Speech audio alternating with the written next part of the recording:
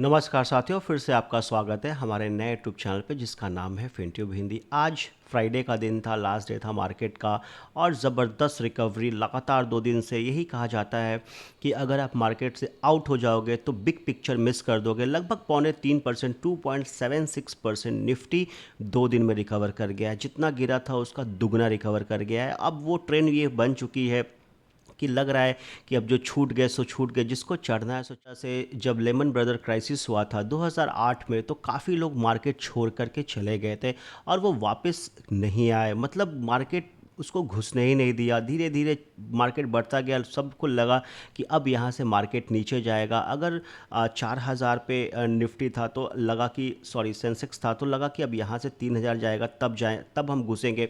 लेकिन वहाँ से भागते भागते सेंसेक्स काफ़ी आगे भाग चुका था और किसी को चढ़ने का मौका ही नहीं दिया। उसी हिसाब से शेयर बाज़ार का मार्केट होता है।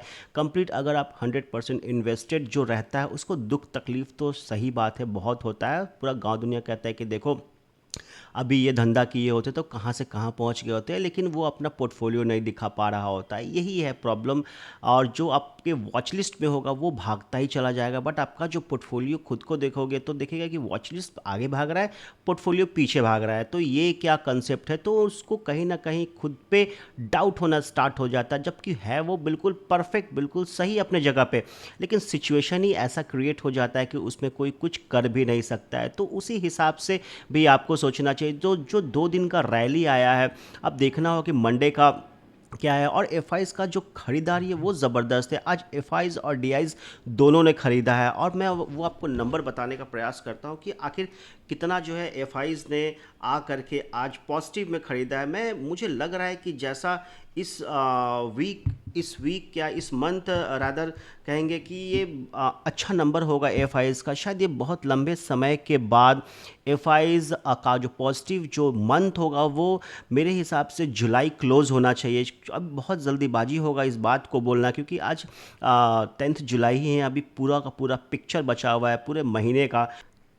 2603.70 करोड़ एफ की खरीदारी आई है और जो डी की जो मुझे खरीदारी दिख रही है वो 2019.70 की खरीदारी आई है। अब सोचिए अगर दोनों नंबर को मिला लेंगे लगभग 46,000 करोड़ की खरीदारी है। मोर देन 46,000 करोड़ की खरीदारी आई है। इतना बड़ा जो चंक आया है आज के बाज़ार में, वो बहुत पॉजिटिव सिग्नल दिखा रहा है। रादर इसलिए दिखा रहा है कि डीआईस को भी कंप्लीट अब कन्विक्शन आ रहा है कि हम यहाँ से, खैर काफ़ी लंबे समय से एफआईज बेच रहे थे, हमारे डीआईस जो हैं वो मार्केट को संभाल के रखे हुए थे और अब मार्केट अब संभल भी गया है। और उसके हिसाब से मुझे लग रहा है कि अब इंडिया का जो स्टॉक मार्केट है वो नया इतिहास रचने के लिए ऑलमोस्ट रेडी हो गया है।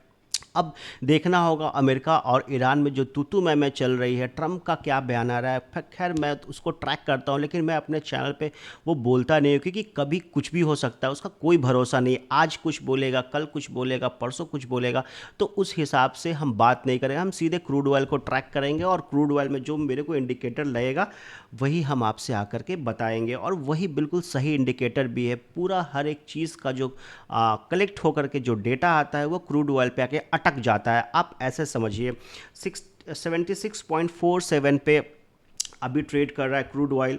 और हम बात करें कि आज जो निफ्टी 50 था वो देखिए 1.02% की बढ़त से जाके क्लोज़ हुआ है। 24,206.90 के बढ़त से जाके क्लोज़ हुआ है।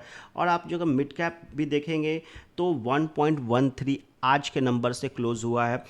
लगभग 65,687.67 पे जाके आज हमारा क्लोज़ हुआ है। और जब सेंसेक्स को भी आप देखेंगे तो 77,569.39 पे जाके क्लोज़ हुआ है 827.57 के बढ़त से, लगभग 1.08 के बढ़त से।